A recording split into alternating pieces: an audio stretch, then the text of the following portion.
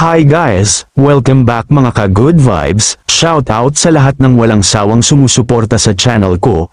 May bago na namang issue na pilit pinapalaki, at syempre, hindi natin palalagpasin to ng walang linaw, kasi, alam nyo naman, sa panahon ngayon, kahit tahimik kang nagtatrabaho, may mga tao talagang malisyoso at gagawa ng kwento para lang may masabi, may content, o makapanira.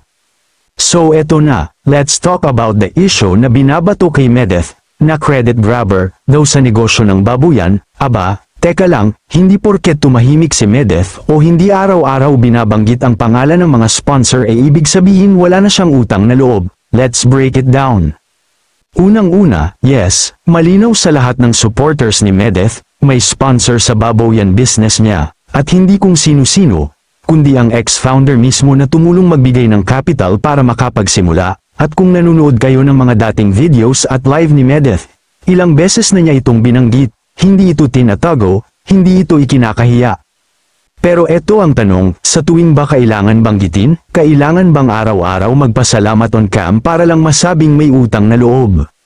Guys, let's be fair. Oo, may sponsor, pero hindi lang yun ang buong kwento. Hindi ibig sabihin na porket may nagbigay ng panimulang puhunan, automatic na sila na lang ang bida sa buong tagumpay ng negosyo. Alam nyo ba kung sino ang nagpatakbo araw-araw? Sino ang nagsakripisyo, gumising ng maaga, nagmonitor ng mga baboy, nagbenta, nagbudget, pamilya ni Medeth, lalo na ang daddy niya. Yung capital, mahalaga, hindi natin dini-deny yan. Pero ang pagpapalago ng negosyo, effort din yun ng mga taong araw-araw nandun. Walang capital kung walang sipag, walang kita kung walang tiyaga, kaya bakit parang gusto niyong burahin ang ambag ng mismong pamilya niya?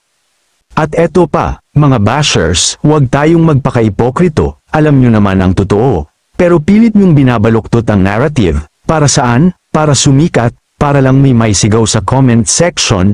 Gusto niyo ng issue?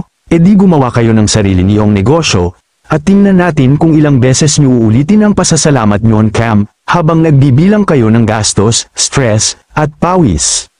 Reality check lang, hindi lahat ng hindi araw-araw nagbabanggit ng sponsor, wala ng utang na loob. Minsan, sobra pa nga ang pasasalamat, hindi lang nakabalandre sa social media kasi hindi naman lahat ng bagay dapat idinadaan sa camera.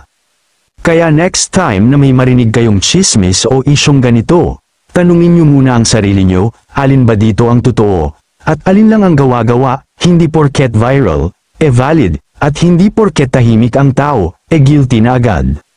Ta Medeth, kung napapanood mo to, keep going, yung mga taong tunay na may ambag, hindi kailangan sumigaw ng ako to, kasi, ang tunay na may ginawa, makikita sa resulta, hindi sa ingay, at sa mga bashers, eto lang masasabi ko, huwag niyong gawing content ang kasipagan ng iba. Thanks for watching, don't forget to like, comment, and share this if you believe na ang sipag at pasasalamat ay pwedeng magsama, tahimik man o hindi.